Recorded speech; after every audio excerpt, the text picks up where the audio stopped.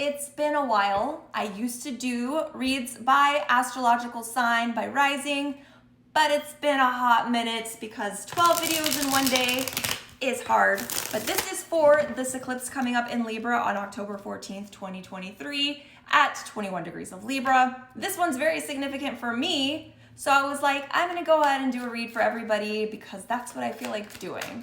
So here we are. It's happening in your 6th house of daily routines, pets, health and wellness, all of those types of themes, co-workers. And this particular eclipse is one that is a solar eclipse, so like new beginnings, but alongside the south node, what you need to let go. And these nodes are squaring Pluto. So it's like your destiny is very much at odds with like your toxic traits, habits, people, whatever. So you're needing to focus on that kind of thing, right? Additionally, Mercury is combust the sun, meaning it's combust or it's conjunct all of this activity. But being combust the sun can often bring a lot of anxiety and overthinking.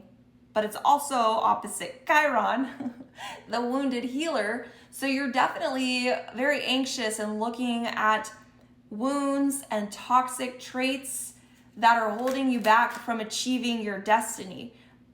In addition, but wait, there's more. The dispositor of the eclipse, being in Libra, is Venus. What is she doing? She's hanging out in the hypercritical sign of Virgo, which she does not love to be there. And she's opposing Saturn in Pisces. So there's definitely an energy of like your self-worth, your relationships, your money habits, all being viewed with this very critical eye and like being at odds with like boundaries, but also Saturn is and Pisces is like issues with like there's a lot going on with this, guys. So we're gonna unpack with the tarot like what you need to be focused on releasing so that you can move on and like live your best life. So give me a second to go look at your cards and I'll be right back. This feels very specific, so I don't know how many people this is going to apply to. In the middle of your read, we have the 7 of Wands, and this is like defending a victory, okay? We have the Empress, which is a card for Taurus, and we have the 6 of Wands, but in the reverse. Usually this is about like celebrating publicly like a victory. In this way, maybe not so much. It's like you almost like don't feel like you deserve the victory that you made, but you're still defending it, but like not necessarily wholeheartedly. Initially, like the first thing that popped into my head too, and as a tarot reader, sometimes like that's just kind of like you got to go with that. This is like, because the Empress is here, the Empress is definitely someone that receives, she creates, but she's ruled by Venus, and she very much likes to like sit back and enjoy the fruits of her labor. For some reason, and tying this in with like health and wellness, this is like losing 5 pounds and then celebrating by going out for a weekend, like drinking and eating whatever the fuck you want because you look good, you know, you lost the weight. But then you wake up on Monday morning and you're 7 pounds up, right? This is self-sabotaging yourself. This is like celebrating wins in a non-productive way to me. This is like getting that promotion at work and then just being like, well, I got promoted, and then like you never get promoted again.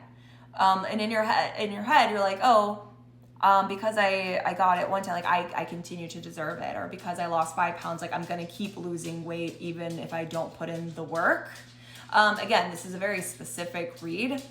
I'm gonna go ahead and just, I like that. I mean, that's pretty much all I got. Like this read's pretty short. We'll pull one more card, I guess. But what you need to let go of is that toxic trait, to bring it back to Pluto in your like health and wellness kind of habit. That's a toxic trait.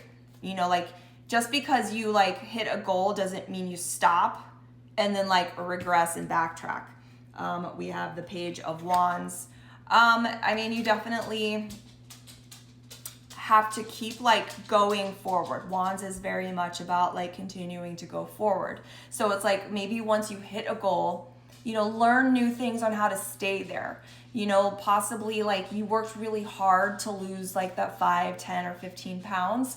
And really now all you need to worry about is like maintaining it versus like slipping back into things. Like doing the things that you were doing to lose the weight is non-sustainable because you can't wake up 5 days a week and jog every single morning, 3 miles every single morning. So maybe now that you know how to lose, you struggle with like the maintenance part. So with that Page of Wands, like maybe learn new things that will help you travel that middle ground. So you're not necessarily wearing yourself out with the loss, but you're not sabotaging your goals going forward. So I hope that helps, and I will see you guys next time.